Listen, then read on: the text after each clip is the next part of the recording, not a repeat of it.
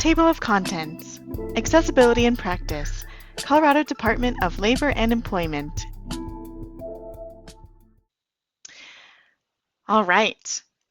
In my previous video, I have just made document headings, which allow users not only to view different sections of the document, but to navigate back and forth in this document. To further assist with navigation, I'm going to show you how to create a table of contents. And this is super helpful for those longer documents, documents that are more than perhaps 6 to 10 pages. Since I already have my headings identified, this is going to be super easy. I'm going to first place my cursor at the beginning of my document. This is very important. Table of contents should be the first item in your document. Otherwise, it kind of defeats the point. Next, I'm going to go to Insert. Then I'm going to scroll down to the very bottom of the Insert menu to where it says Table of Contents.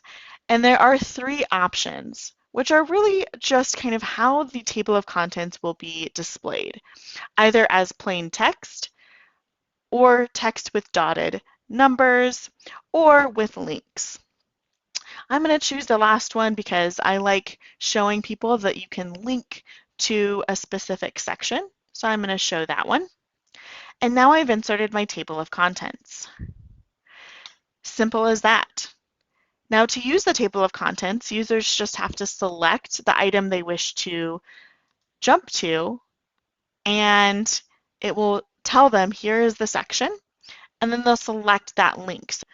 So for example, I've selected status of assignments, and I'm going to select the link, and it will go ahead and whisk me away right to that spot where status of assignments begins.